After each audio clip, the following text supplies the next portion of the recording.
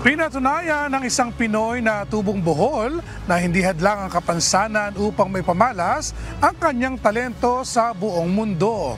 Nakatakda itong tumanggap ng Leonardo da Vinci International Art Award sa Milan, Italy dahil sa kanyang likhang sining. Si Ryan Malyari humahataw! Hataw Balita ngayon! Bagaman may problema ang mga mata ni Elvin Vitor simula sa kanyang pagkabata, hindi ito naging hadlang para abutin ang kanyang pangarap. When I was a kid, my father is an educator, a teacher. So, kapag gumagawa siya ng mga visual aids, sir, tinitingnan ko siya kasi nagdo-drawing.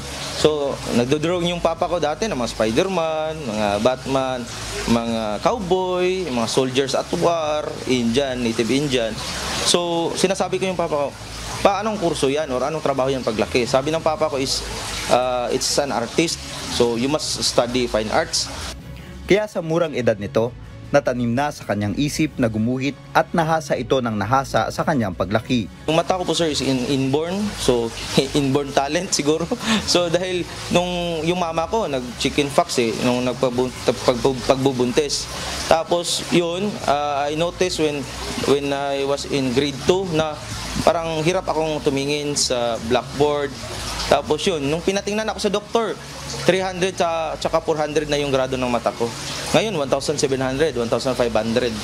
For me po, hindi po siya hindrance. That's why I created realistic kind of painting so that I can prove that disability is not the boundaries or not a hindrance to create a great piece, yung parang ganun. Because I believe na if meron, kasi grateful lang talaga sa Panginoon, sir, kasi God gave me disability but also He gave me the ability to create. Sa April 14, 2024, nakatakdang tumanggap ng Leonardo da Vinci International Art Award si Elvin sa Milan, Italy. I'm really grateful to God kasi binigyan niya ako ng opportunity, a chance to showcase my talent and skill and also the identity of a Boholano, a Filipino in the international audience. So I am really thankful to God. Nais ni Elvin na maging inspirasyon din sa iba, lalo na sa kanyang mga kababayan sa Bohol upang abutin din ang kanilang mga pangarap. Sana in the future, yung mga younger generation will be inspired with my story because if walang mauuna, walang susunod. So yun yung ano ko kasi minsan kasi dito sa Bohol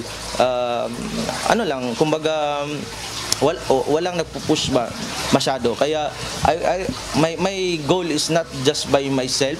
So my goal is not for myself only but for the rest of Boholano artists that are dreaming. That's why hopefully in my story they will be inspired na kung kaya ni Elvin, kaya ko din. At sa pagtanggap nito ng award sa April, magkakaroon din ng exhibit si Elvin sa Milan na naglalayong makatulong din sa iba. And then I have also a solo exhibit in Milan.